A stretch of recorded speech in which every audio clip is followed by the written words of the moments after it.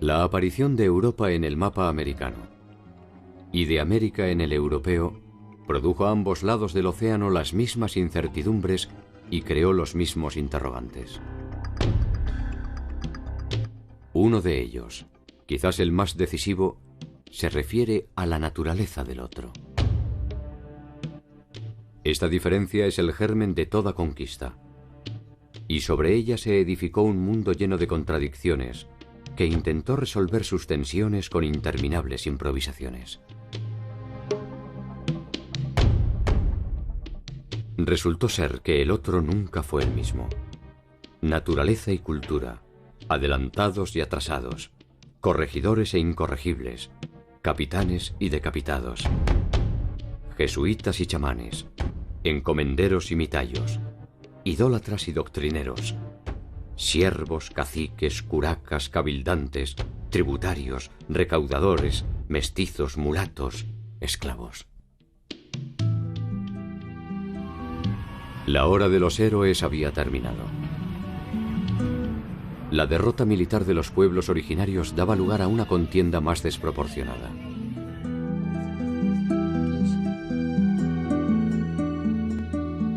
¿Cómo se inventó el mundo colonial latinoamericano?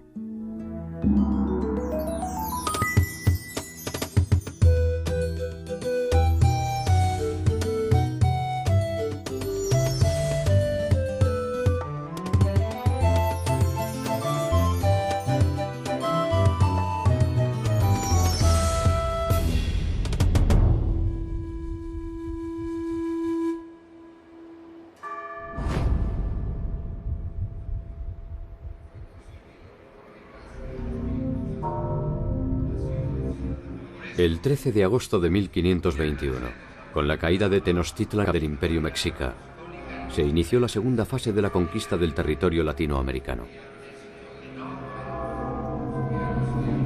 Por primera vez una batalla decisiva pone a los españoles frente a un territorio de vasta complejidad e innumerables posibilidades de lucro.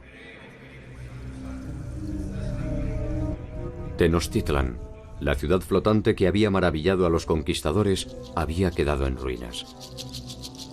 Cientos de miles de cadáveres pertenecientes a ambos bandos cubren la superficie de sus calles y canales, impidiendo el paso y propagando la enfermedad.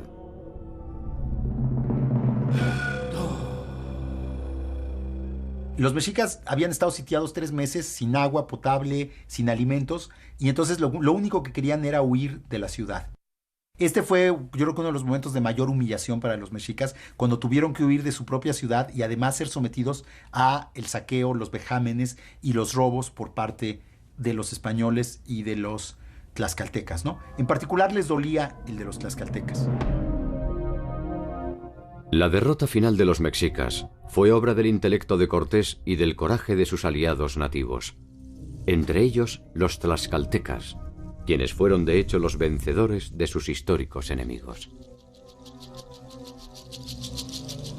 Después de la conquista española, de la derrota de los mexicas, se puede decir que en realidad, pues, la mayoría de los indígenas no se consideraban conquistados, porque de hecho ellos habían sido aliados de los conquistadores, y las estructuras políticas de la mayoría de los pueblos indígenas seguían básicamente intactos. Seguían teniendo los mismos gobernantes, que ahora eran aliados de los españoles, seguían teniendo la misma organización social, seguían funcionando básicamente de la misma manera. Los tlaxcaltecas se habían liberado del yugo mexica y pueden reclamar su porción del triunfo. Cortés supo honrar los compromisos asumidos con sus aliados, y con ello da un testimonio cabal de las ventajas de la sumisión a Carlos V.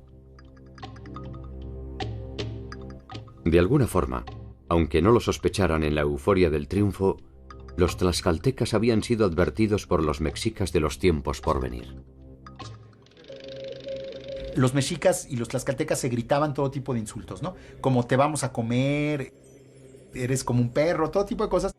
Pero uno de los insultos que le gritaban los mexicas a los tlaxcaltecas era que cuando veían que los tlaxcaltecas estaban destruyendo la ciudad, les decían, sí, síganla destruyendo. A nosotros no nos preocupa porque nosotros sabemos que las van a volver a construir.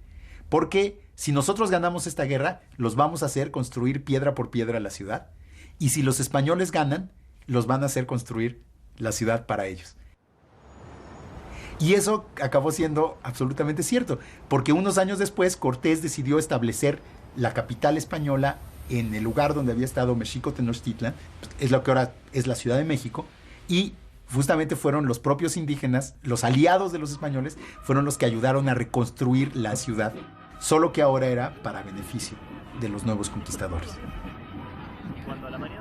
La construcción de una nueva ciudad resultaba una medida de carácter menor frente a la empresa que se avecinaba: gobernar un territorio poblado por más de 12 millones de personas.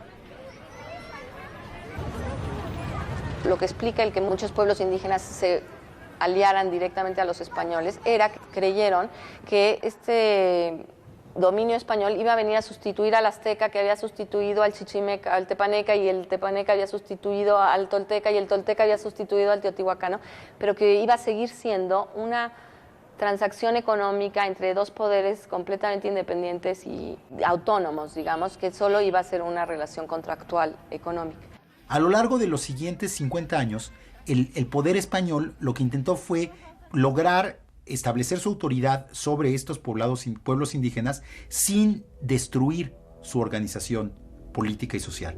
Los españoles habían descubierto en el Caribe que si causaban disrupciones demasiado grandes en la población, como pues destruir los señoríos, esclavizar a los indígenas, lo único que iban a provocar era el exterminio de la población, y que pues una tierra como México no le serviría de nada sin una población indígena que explotar.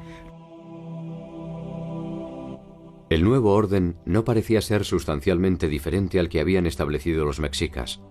Las antiguas élites gobernantes mantenían sus privilegios a cambio de algunas pequeñas concesiones.